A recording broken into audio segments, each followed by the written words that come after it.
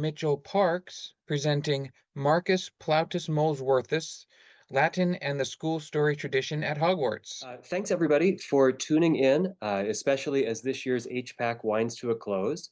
I'm here today to discuss some already well-worn topics from a slightly new angle, but of course, discussing well-worn topics from a new angle is something of an occupational hazard for me, since my home discipline is classics, or the study of all things ancient Greek and Roman. In this talk, I'm venturing farther afield to a mid-20th century series of comic novels for children known as Molesworth, but as you'll see, my focus is particularly on the representation of my own discipline within those books and why that matters for Harry Potter. Let's start with the boarding school novel. And there we go. Okay. On this slide, I've put some of the more famous representatives from the genre's heyday in the 19th century. We have friendships, rivalries, difficult relationships with teachers, and so much cricket, as you can see from the bats on these covers. But I suppose putting a sports scene on the front can help sell books. As it happens, I'm a complete novice regarding the school story, but fortunately I don't have to be an expert because there are already so many scholars who have discussed how these books inform the Harry Potter series. The school story, despite its relative lack of currency among American readers such as myself, is a critical ingredient in the blender of genres that is Harry Potter. And by the way, in case you're busily scribbling down the names of these fine scholars, you can just email me afterward if you want a copy of the slides. My subject for today has not made as much of a ripple in the scholarship because it is less a member of the school story genre than a diabolical parody of it. In the 30s and 40s, Geoffrey Willans, a former boarding school teacher, published a number of satirical essays writing as Nigel Molesworth, a jaded schoolboy with atrocious spelling. Illustrated with great gusto by Ronald Searle, Willans' brand of humor first appeared in Punch magazine before being shaped into the 4 Molesworth novels, with publication dates spanning from 1953 to 1959. Shortly afterward, they were conveniently collected in one volume, and I will be citing the Penguin Classics edition from 2000 in this talk.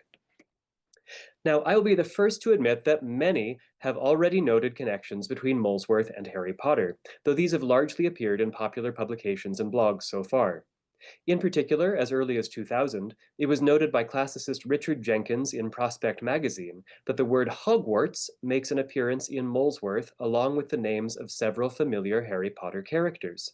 Jenkins and others, including John Granger, have explored why it is intertextually interesting that Harry Potter seems, by mining Molesworth as a source for names, to treat a parody of the school genre almost in a more privileged way than it treats the classics of that genre. As with the school story, I claim no particular expertise in Molesworthiana, and you too may want to see a sample so that you understand what we are dealing with. Here is how Nigel Molesworth introduces himself.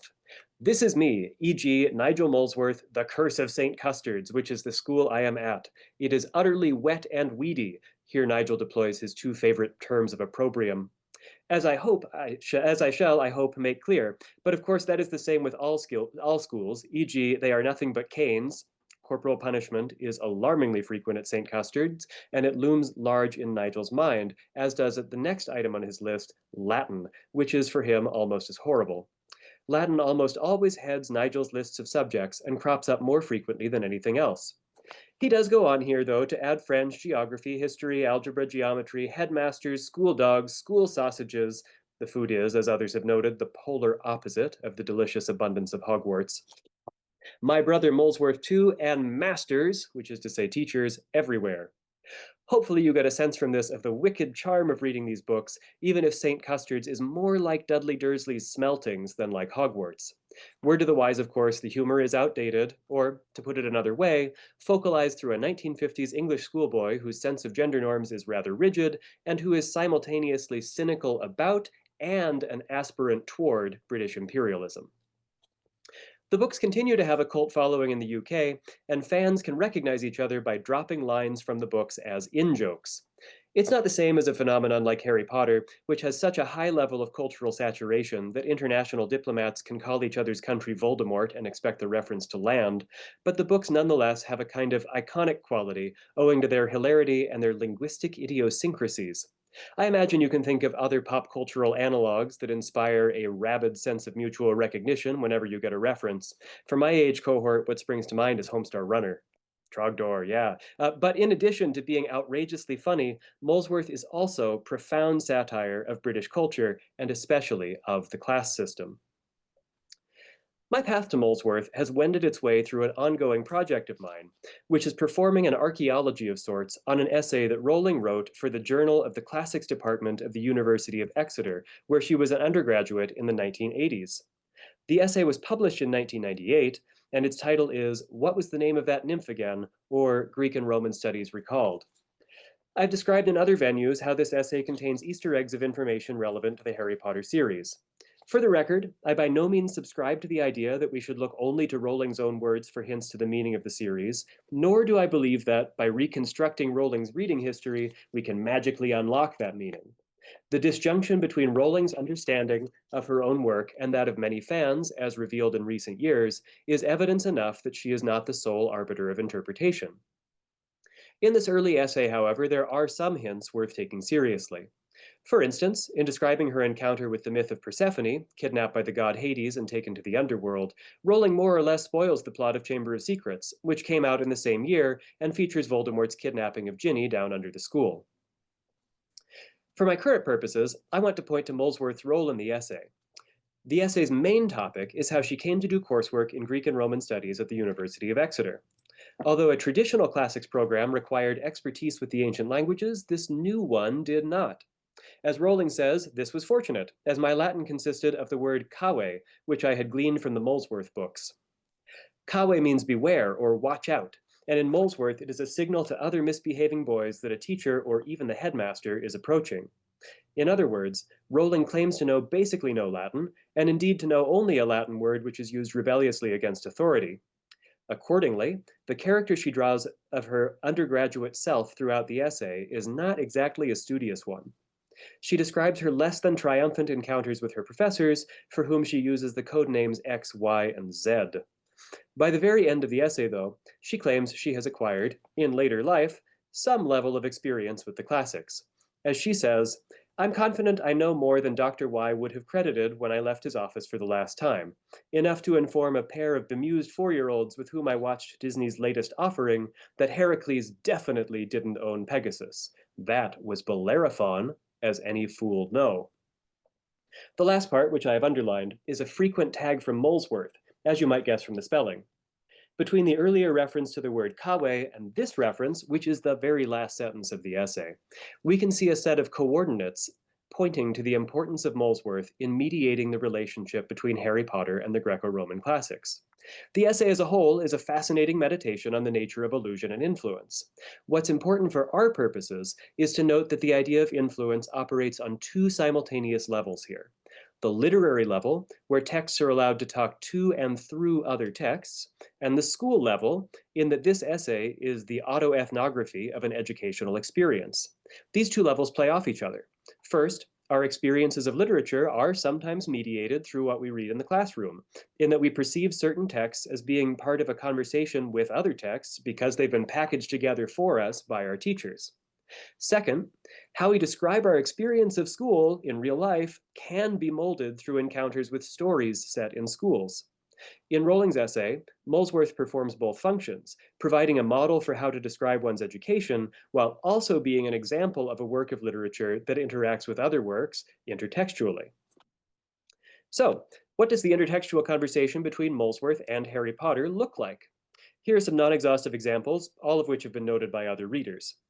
The most famous is the name Hogwarts itself, which occurs in the title of a parodic play Nigel writes under the pen name Marcus Plautus Molesworthus. More on that in a moment, since the play is in Latin and that fact has bearing on my investigation. Next, while St. Custard's is a single-sex boarding school, Nigel at one point imagines what would happen if it went coeducational. In his imagination, he is shown up repeatedly by a girl student who immediately reminds one of Hermione. And again, I note that she outdoes him specifically in Latin. This character is named Mavis, but the books do include a minor figure actually named Hermione, though this Hermione is specifically an example of the category jolly hockey girls, about as far from Hermione Granger as you can get. Finally, the headmaster announces a prize called the Scrimgeour Cup for good character. Here one is reminded not only of Minister of Magic Rufus Scrimgeour, but also of the first Scrimgeour mentioned in the Harry Potter canon, Brutus Scrimgeour, cited in Quidditch Through the Ages as the author of The Beater's Bible, and therefore readily aligned with the school story and that genre's unrelenting sports theme. My point in using these examples is to argue that because Hogwarts, Hermione, and Scrimgeour are not exactly common names, they can serve as recognizable intertextual links, like navigational coordinates, for rabid Molesworth fans. Here's another example which has also been noted previously. On this title page and elsewhere, Nigel refers to pranks as wizard wheezes, employing the colloquial use of wizard as an adjective meaning really cool. The Harry Potter books take the same phrase and radically reinterpret it so that wizard simply means magical. In other words, the Weasley twins, whose respect for school as an institution is similar to Nigel's, appear to pun on the Molesworth term. What I don't think has been noted already is that there is some overlap, in fact, between the Weasley twins products and the pranks, cheating devices, and other flights of fancy devised by Nigel. Exhibit A, the Molesworth Daydream Service, which Nigel imagines as a way to conquer boredom in, as always, Latin class. One can readily compare this to the description of Fred and George's patented daydream charms given in Half-Blood Prince. Even allowing for the fact that both are parodies of advertising copy and would be similar to each other on those grounds alone, I think there's enough overlap here to make the case for a meaningful connection between the two texts. So far, you are probably getting the sense that the Latin language is central to Nigel's experience of St. Custard's, but I have not yet made the same case to you about Harry Potter. I've presented on this topic before at this conference, but here it is in a nutshell. First, there are the spells. While Harry and his peers are never actually forced to study the Latin language, they must memorize and intone copious Latin and pseudo-Latin phrases, like Expelliarmus, in order to do the work of magic that is so fundamental to the series. The books take Latin from the boarding school novels and transform it from the stereotypical object of study, the hardest, most prestigious, and most boring class, into the omnipresent medium of study. Latin also appears as the source of Gryffindor Tower passwords, another form of Latin that the students must memorize and repeat, seemingly simply because of the prestige of the language without actually applying it creatively to any real task. It is similarly decorative in function when it shows up in the Hogwarts school motto, Draco dormiens numquam titilandus, or Never Tickle a Sleeping Dragon. This motto graces the title pages of the UK editions of the books and is an obvious parody of the mottos of elite boarding schools. In other words, Latin comes into Harry Potter through the school story, and its presence in the series underscores the links to that genre while also parodying it. Now let's look at what Latin means and the work that Latin does in Molesworth. Here is Nigel composing his Latin play, The Hogwarts. This occurs in his most elaborate discussion of Latin class, a chapter to itself in the second novel of the series. What is most telling in this chapter is the disconnect between the teacher and the students. Take this paragraph as a sample. Meanwhile, the Latin master drones on. He is always frightfully keen on Latin, which he calls classics. And here Nigel starts listing things one might learn by rote in Latin class. Amo, amas, amat, gender rhymes, bonus, and hic haec hoc, which he quote with glee. Fancy a grown man saying huyus, huyus, huyus, as if he were proud of it. It is not English and do not make sense. One is reminded of Professor Binns, Harry's history of magic teacher who cannot inspire his students to take him seriously, and it is worth remembering that Rowling, in the same essay cited earlier, claims to have based Binns on one of her own classics professors. To return briefly to that Exeter essay, here is how Rowling describes her choice to do coursework in classics. I had somewhere along the line gained the impression that classics meant culture. As far as I was concerned, behind these doors lay a world of mysterious runic knowledge, and I was keen to be let in. Somewhere along the line, she says.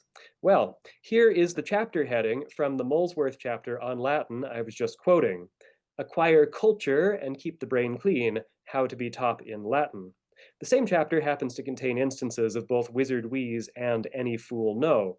The Molesworth allusions in this essay are once again a coordinate system that makes this text rise to the top of what is otherwise a sea of potential intertexts. Again, this chapter title appears on the same page spread as the word Hogwarts, and the context of Latin here is inescapable. As Nigel introduces it, sometimes they think they will trick you into liking Latin by having a Latin play. Latin plays are like this. The word Hogwarts itself seems to be used as one part nonsense, one part gross out, summoning up the image of a pig with a skin condition. It does not have anything directly to do with the content of the slapstick play Nigel goes on to supply. But, as Harry Potter readers, for whom Hogwarts has much more meaning, what can we take away from this intertext? I want to point to Nigel's pen name, Marcus Plautus Molesworthus. He has fashioned himself a Roman sounding name based on a real Roman playwright, Plautus. The web of intertext has at its core a genuine connection to classical literature, but it is mediated through Molesworth. Symbolically, Nigel's experience of St. Custard's underwrites Harry's often comic and outlandish experience of his own school. In a sense, Nigel, underneath the classicizing veneer of Marcus Plautus Molesworthus, authors Hogwarts. To sum up some key points of comparison, this is all ultimately about tradition and Harry Potter's outlook toward tradition. What do we pass on, culturally speaking, and why? How can education foster human progress while also being mired, seemingly inextricably mired, in traditionalism? We can see the comic misalignment of traditionalist values with education as it is actually practiced in a variety of ways. For instance, both series frequently feature not just Latin, but comically mangled or incorrect Latin produced by students. At the same time, they also feature stunningly bad examples of pedagogy. Here is how Nigel imagines the translation process as feeding an English sentence into a machine with the goal of getting a Latin sentence out of it. Similarly, even Harry's best teachers tend to give their students a list of instructions and expect them all to follow the same process and achieve an outcome identical with everyone else's. Relatedly, Latin exudes elitism in both works. In Molesworth, it reinforces the prestige of those who can afford to study it in boarding schools. In Harry Potter, it is a sign of the ability to perform magic with a wand, unlike muggles and non-human magical beings. Finally, and in opposition to the above, Latin is also a generative force in both works, in that it is annoyingly traditionalist, yes, but it is also the means of accomplishing magic, which can be put to very good purposes, and it provides Nigel with a medium for his own artistic expression with his Latin play.